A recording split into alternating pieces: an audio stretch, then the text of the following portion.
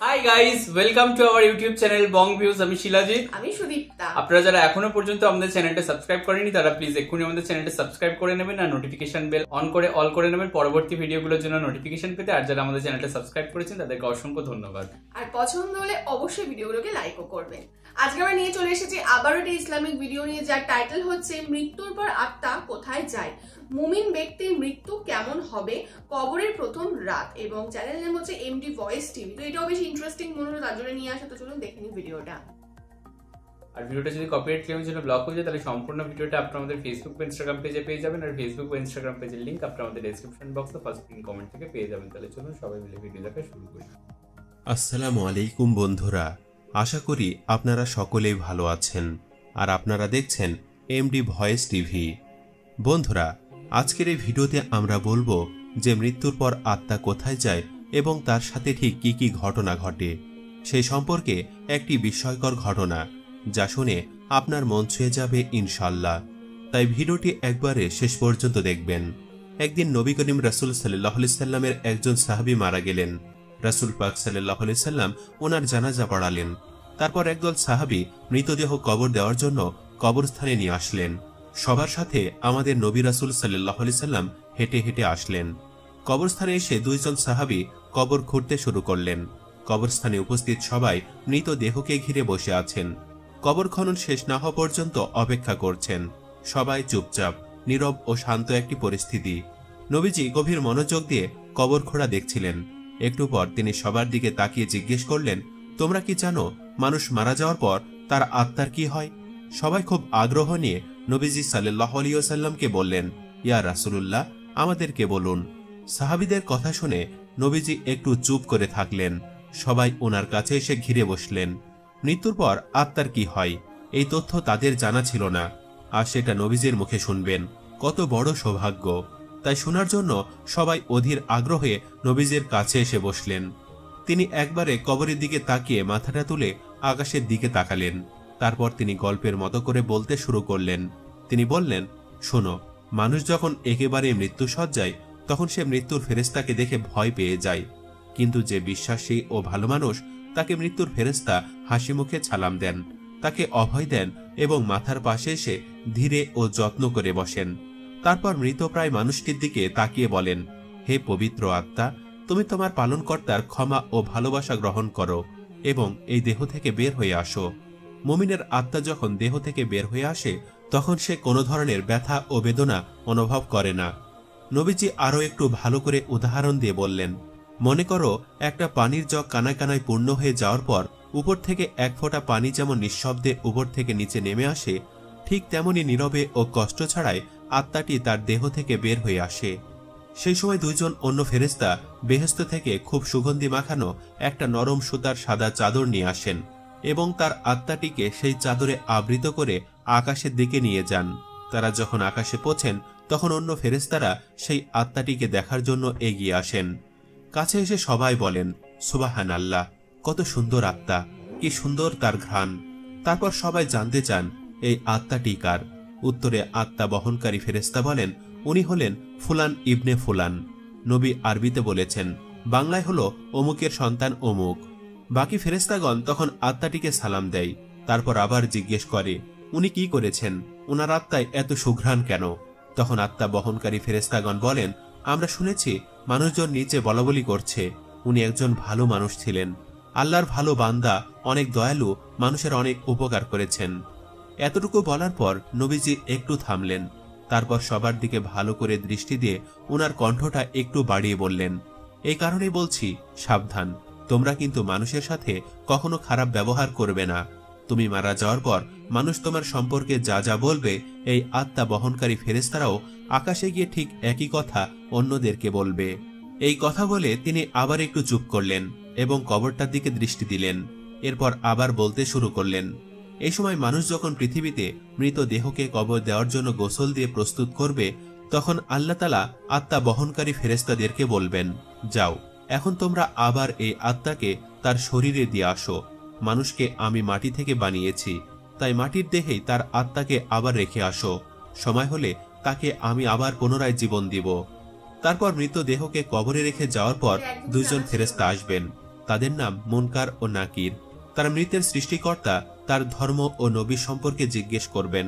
মুনকার নাকির চলে যাওয়ার পর আত্মাটি আবার অন্ধকার কবরে একাকী হয়ে যাবে। সে এক ধরনের অজানা আশঙ্কায় অপেক্ষা করবে। কোথায় আছে, কি করবে, এক অনিশ্চয়তা এসে তাকে ঘিরে ধরবে।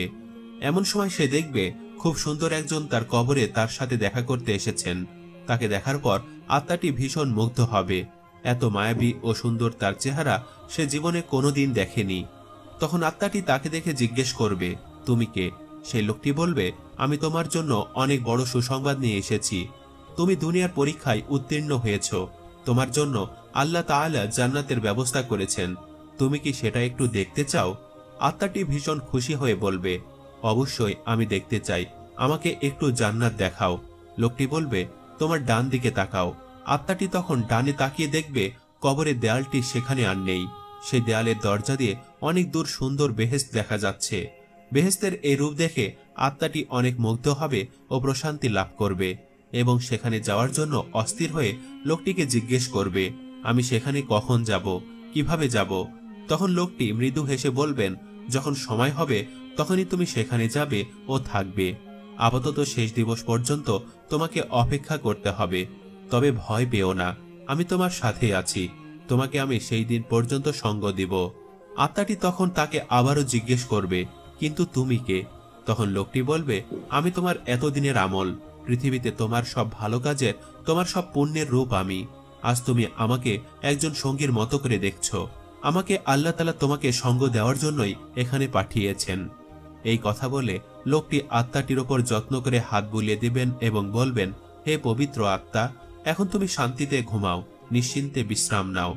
এই কথা বলার পর আত্মাটি এক নজরে বেহেশতের দিকে তাকিয়ে থাকবে এবং একসময় এই তাকানো অবস্থায় গভীর প্রশান্তিতে ঘুমিয়ে পড়বে। নবীজি এতটুকু বলে আবার একটু থামলেন। সাহাবীরা তখন গায়ের কাপড় দিয়ে ভেজা চোখ মুছলেন। আল্লাহ আমাদের পবিত্র আত্মা হওয়ার তৌফিক দান করুন, আমিন। আচ্ছা, দেখলাম হচ্ছে ভিডিওটা ভীষণই ইন্টারেস্টিং ছিল এবং মানে এত সুন্দর অ্যানিমেশনের মাধ্যমে দেখানো হয়েছে, তো আরো বেশি ইন্টারেস্টিং লাগছে আর কি।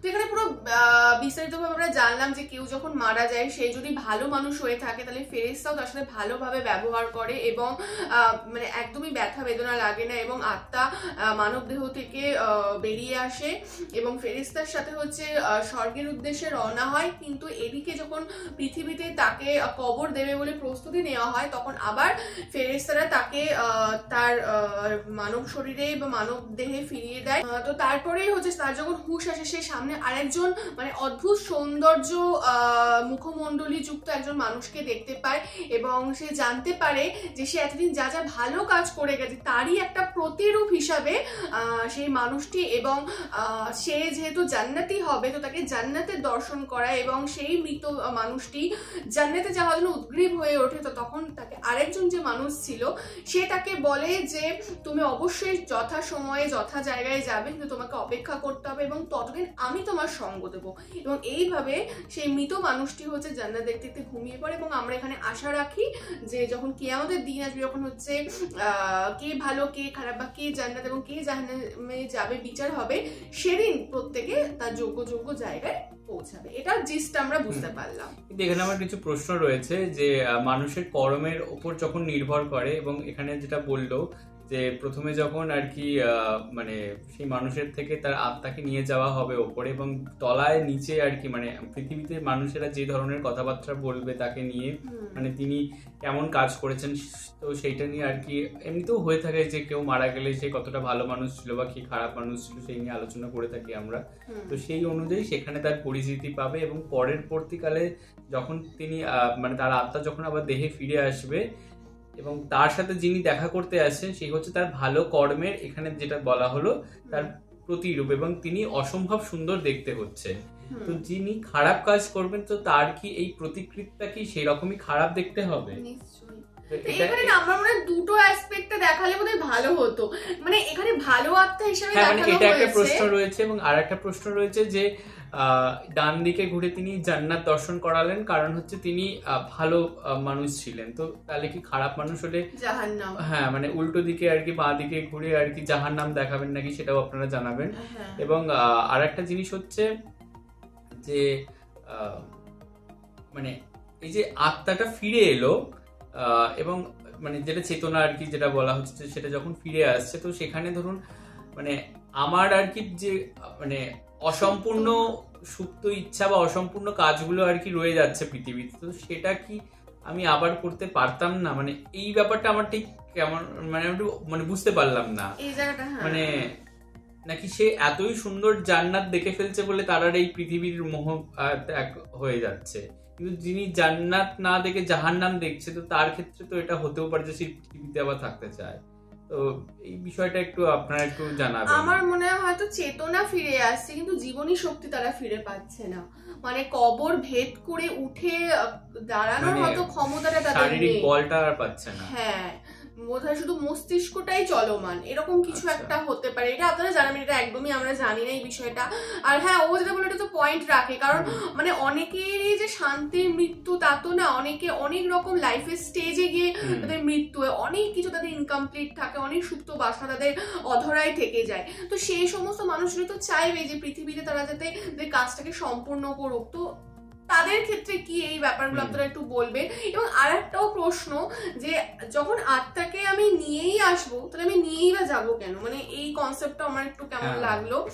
এবার হয়তো এর পেছনে অনেক ব্যাখ্যা আছে, অনেক ডেপথ ব্যাপার আছে যেগুলো এখানে দেখানো হয়নি, তো এগুলো আমাদের অ্যাকচুয়ালি কনফিউশনের জায়গা, এগুলো প্লিজ আপনারা একটু ক্লিয়ার করবেন। আমরা সম্মানের সাথে জিনিসটাকে ব্যক্ত করার চেষ্টা করি, কারণ আমরা এই বিষয়টাই প্রথম জানলাম আর মানে একদমই আমাদের অজানা এটা। একদমই তাই। তো যাই হোক, ভিডিওটা ডেফিনেটলি ভীষণই ভালো লেগেছে আমাদের, এবং আশা করছি আমাদের ভিডিও আপনাদের ভালো লেগেছে। যদি ভালো লেগে থাকে অবশ্যই লাইক করবেন, কমেন্ট করবেন এবং সাবস্ক্রাইব করতে ভুলবেন না। আর সাবস্ক্রাইব বাটনের পাশে জয়েন বাটন পেয়ে যাবেন, সেখানে কিছু ফেসিলিটিস দেওয়া রয়েছে, চাইলে আপনারা চেক করতে পারেন। আর আমাদের যে ফেসবুক ইনস্টাগ্রাম পেজ রয়েছে সেখানে আপনারা ফলো করতে ভুলবেন না, লিঙ্ক ডেসক্রিপশন বক্সে পেয়ে যাবেন। আর আমাদের যদি পছন্দ হয়ে থাকে আমাকে শিলাজিৎ ওকে সুদীপ্তা হিসেবে আপনারা আমাদের পার্সোনাল ফেসবুক আর ইনস্টাগ্রামে ফলো করতে পারেন, তার লিঙ্কও ডেসক্রিপশন বক্স চেক করলে পেয়ে যাবেন। আর আমাদের সাথে কানেক্টেড থাকার জন্য আমাদের যে ফেসবুক গ্রুপটা রয়েছে সেখানে আপনারা জয়েন করে আপনারা আপনাদের মনের মতো সমস্ত কিছু পোস্ট করতে পারেন, তার লিঙ্কও ডেসক্রিপশন বক্স চেক করলে পেয়ে যাবেন। তো দেখা হচ্ছে পরবর্তী ভিডিওতে, আজ এ পর্যন্তই, টাটা, নমস্কার।